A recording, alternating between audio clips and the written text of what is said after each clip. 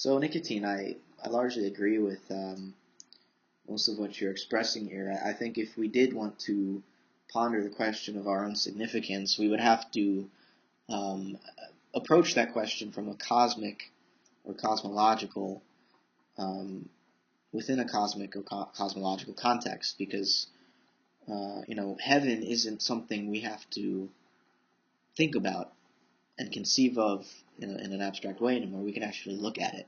We can see um, the stars better than we were ever capable of in the past. And we know that heaven and earth obey the same fundamental, universal laws, um, laws of physics, we call them. Though, just like human laws, they evolve over time, they change, so they're more like habits. Um, because the universe, again, it's expanding. It's not really a place, it's a process of becoming, of evolution, of transformation. The universe is constantly going through these irreversible leaps to higher stages of order.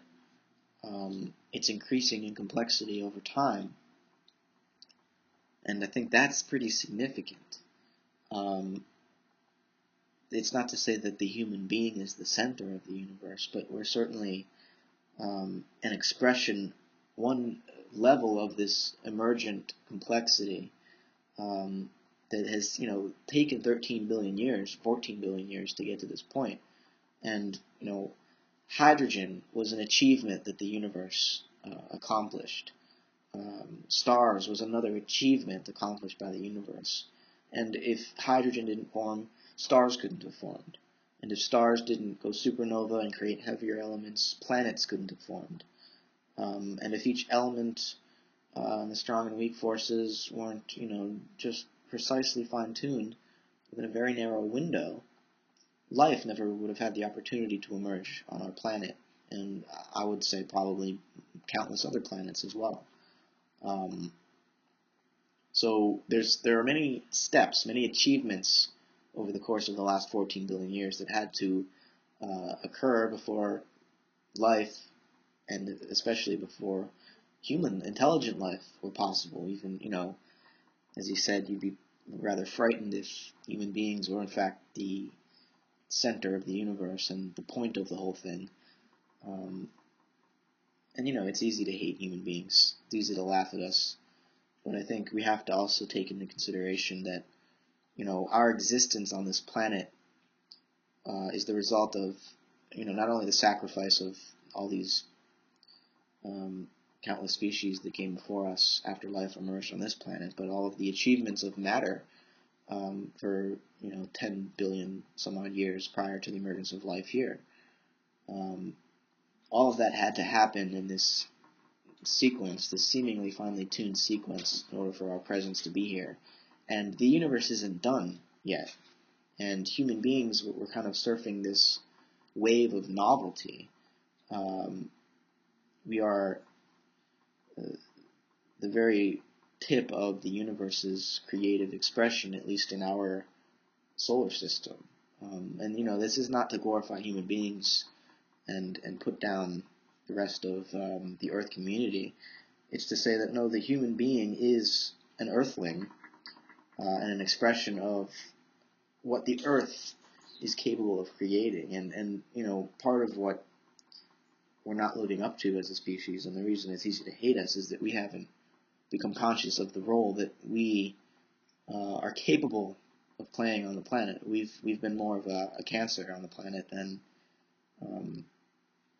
stewards of its creative expression and its sentience. But we can realize that we have the potential to fully embrace our earthly presence and the rest of the community on this planet. So, while I get angry at certain cultural forms of expression that human beings have had over the course of their history, the human being itself, I think, is extremely significant. Just as the whole universe is significant, it's pointing to something. It's not finished creating itself yet. If the past is any indication, it's constantly emerging to these higher levels of organization, and humans are part of that. And so this process of development that is the entire evolution of the universe, or the evolution of the entire universe, it's pointing at something that we can't fathom yet. We can't grasp the meaning, the ultimate meaning of significance. We can be drawn towards it, lured by it, but we can't grasp it. So the meaning of existence, of the universe, can't be written down or codified and fixed for all time as some sort of law book that will apply forever after. And so, religion in that sense is not what the result of recognizing the meaning of the universe should be. It doesn't mean we can't write about the meaning of the universe and worship a certain interpretation or a certain expression of what the rest of the universe is all about.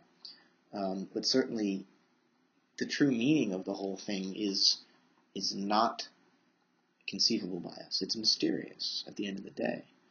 It doesn't mean that it's totally out of our reach, because it's what's pulling us forward. It's what's been pulling the universe forward for the course of its entire history. So we have contact with this meaning, but we can't ever say explicitly what it is, because it's still in the process of making itself. So I think the universe is going somewhere, and we are along for the ride. And in fact, as we become more conscious, as we become more powerful as a species, which, we've become powerful enough to destroy this entire planet, more and more we're starting to participate, to become responsible for the direction that the journey takes, at least on our own planet. So we're not just along for the ride. So, it's my view on significance. And, I think to ask these sorts of spiritual or, religious questions, we need to frame it in a cosmological context, as I said. And so I'm in agreement with you about that. And I think what I've expressed in this video is what that entails, what that implies. Maybe your cosmology is different, Nicotine, but I think when I look at the sorts of pictures that you posted in your video a few weeks ago, I'm inspired and awed by the significance of this process. So, let me know what you think of some of my thoughts, and I look forward to engaging in a dialogue about it. Take care.